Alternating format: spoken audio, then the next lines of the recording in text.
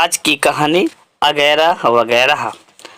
एक बार की बात है, किसी गांव में जगत नाम का एक पंडित रहता था जो दोनों आंखों से अंधा था, जो गांव के बाहर एक झोपड़ी में रहता था। एक दिन उस गांव में एक सेठ के घर रसोई का आयोजन किया गया, जिसमें आसपास के गांवों के कई पंडितों को भोजन का निमंत्रण दिया गया और इसी प्रकार गांव के बाहर रहने वाले उस पंडित को भी भोजन का निमंत्रण देने के लिए सेठ ने अपने नौकर को भेजा। जब नौकर सेठ के घर पहुंचा तो उसने पंडित को आवाज लगाई तो पंडित घर से बाहर आकर बोला, कौन है भाई? नौकर ने अपना परिचय दिया और कहा कि आज गांव में सेठ के घर एक बड़ी रसोई का आयोजन किया जा रहा है और जिसमें आपको भी भोजन का निमंत्रण भेजा है सेठ जी ने। पंडित, अच्छा, फिर तो मैं जरूर आऊंगा।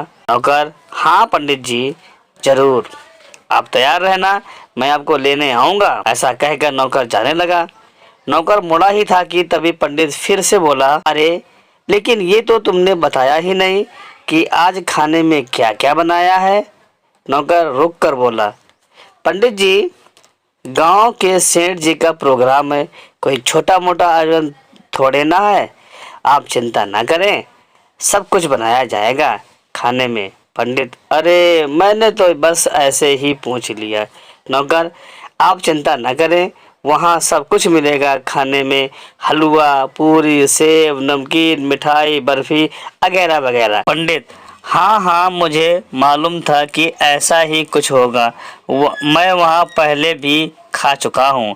नौकर के जाने के बाद जगत पंडित मन ही मन सोचने लगा कि यार वो तो सब ठीक है, परंतु ये अगैरा वगैरह क्या है, यह अब भी समझ नहीं आया। यह तो कोई नया पकवान लगता है। इस बार अगर ऐसा है तब तो मैं जरूर जाऊंगा, इस बार देखूंगा कि कैसा लगता है ये अगैरा वगैरह। शाम होने पर सेठ का नौकर पंडित को खाने पर ले आया और पंडित को एक पंगत में बैठा दिया। पंडित की जिज्ञासा अब और ज्यादा बढ़ने लगी कि आज तो मजा आ जाएगा नया पकवान अगैरा वगैरह खाकर।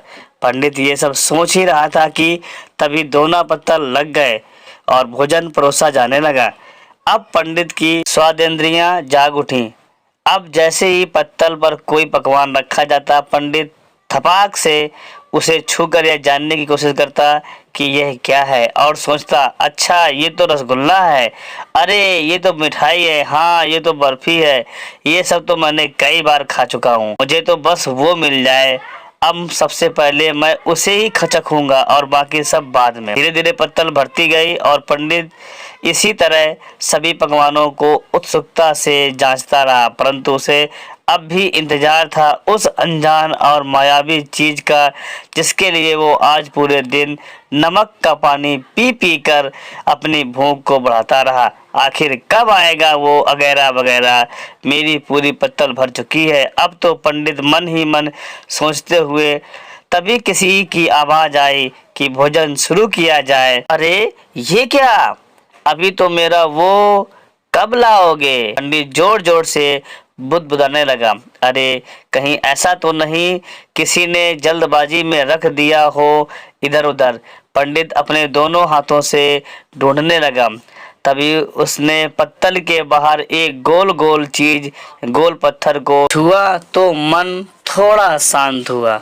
हाँ यही होगा शायद। और इतने मूर्ख लोग हैं, खाने की चीज को भी ऐसे ही रख जाते हैं। पंडित उस गोल चीज को पाकर बहुत खुश हुआ। अभी उसने सोचा कि ये सब व्यंजन मैं बाद में खाऊंगा, पहले इसका स्वाद लिया जाए कि लगता कैसा है और कैसा स्वाद है इसका। तभी पंडित ने उस अद्भुत चीज को उठाया और जैसे ही मुंह में दबाया तो अरे ये क्या, इतना भारी और कठोर।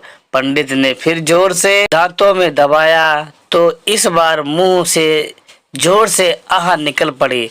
अरे भगवान, कितना सूखा है ये, कैसे खाया जाए इसे तो दांतों से तोड़ना ही मुश्किल है। अब क्या करें इसका? तभी पंडित को एक उपाय सूझा। लगता है इसे फोड़ना पड़ेगा, हो सकता है इसके अंदर कोई गुठली जैसी आइटम निकले। तभी पंडित को लगा कि सामने कोई दीवार है और शायद इससे टकराने पर इसका वो वगैरह वगैरह फूट जाए। और तभी उसने आओ देखा रहता और सामने दीवार समझकर दे मारा जोर से। तभी सामने से किसी के जोर से चिल्लाने की आवाज आई, आह फूट गया रे मेरा। तो सामने पंगत में बैठा हुआ आदमी दर्द से चिल्ला उठा, क्योंकि पत्थर की जोरदार चोट से उसका सिर फूट चुका था। तभी पंडित गुस्से में बोला, ओए खाना मत, ये मेरा आइटम है, फूट गया तो ला वापस दे मुझे। पंडित को लगा कि उसका अगैरा वगैरह फूट गया है। तभी सामने वाला आदमी भयंकर गुस्से में आकर बोला, हाँ जरूर, रुको महाराज, अभी देता हूँ आपको।